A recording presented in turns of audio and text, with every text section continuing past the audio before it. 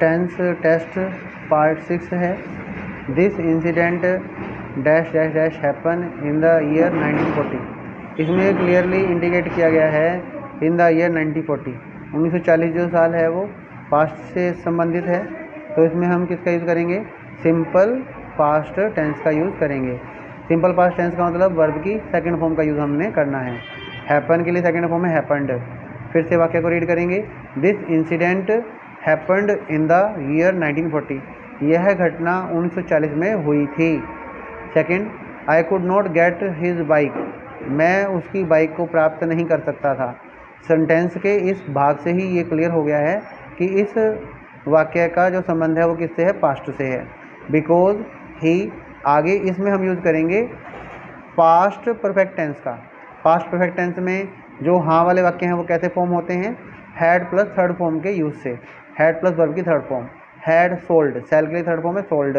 I could not get his bike because he had sold it. मैं उसकी bike प्राप्त नहीं कर सकता था क्योंकि वह इसे बेच चुका था। हैड सोल्ड, बेच चुका था। Sentence number 3, she usually dash dash dash bracket में रीड है the newspaper at breakfast. Usually शब्द दिया गया है, सामान्य रूप से। यूजुअली मतलब सामान्य रूप से, आमतौर पर।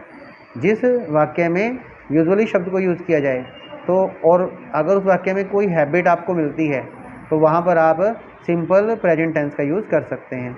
यहाँ पर हैबिट ही है क्योंकि एक पर्सन है शी, और ब्रेकफास्ट के टाइम पर उसकी हैबिट है न्यूज़पेपर को पढ़ने की। तो यदि किसी जीवित व्यक्ति की ऐसी हैबिट दी गई है जो अब भी उसमें वो हैबिट है, आदत है, तब आप सिंपल प्रेजेंट टेंस को यूज़ करते हैं, मतलब वर्ब की फर्स्ट फॉर्म को यूज़ करते हैं। फर्स्ट फॉर्म का यूज़ तो होगा ही होगा रीड का। रीड के साथ फर्स्ट फॉर्म के साथ आपको एस को भी यूज़ करना है, रीड्स। क्यों? यदि आप फर्स्ट फॉर्म का यूज़ करने जा रहे हैं और फर्स्ट फॉर्म से पहले सब्जेक्ट सिंगुलर है, सब्जेक्ट एक वचन है, तब आपको फर्स्ट फॉर्म में एस का यूज़ भी करना होता है। तो ये बन जाएगा she usually reads the newspaper at breakfast. वह सामान्य तौर पर नाश्ते के समय समाचार पत्र पढ़ती है। वह आमतौर पर नाश्ते के समय समाचार पत्र पढ़ती है, रीड्स। अब सेंटेंस नंबर 4 को लेते हैं। The sun dash dash dash bracket में shine when they went out. When they went out, जब वे बाहर गए थे, तो मीन्स यहाँ पर आना चाहिए past continuous tense, was shining. The sun was shining when they went out. जब वे बाहर गए थे सूर्य चमक रहा था, वो शाइनिंग, चमक रहा था। Sentence number 5, we dash dash dash bracket में finish our work by the time you come here. अब देखिए यहाँ पर एक पार्ट क्या लिखा हुआ है? Come. By the time you come here, come first form है, और फर्स्ट फॉर्म का संबंध किससे होता है? प्रेजेंट से होता है, वर्तमान समय से होता है। यहाँ पर जो ब्लैंक दिया गया है वहाँ पर हम यूज़ करेंगे फ्यूचर परफेक्ट टेंस का। Will plus have plus verb की थर्ड फॉर्म, या फिर shall plus have plus verb की third form. We shall have finished our work by the time you come here. जिस समय तक आप यहाँ आते हो या जिस समय तक आप यहाँ आओगे, हम अपना कार्य पूरा कर चुके होंगे।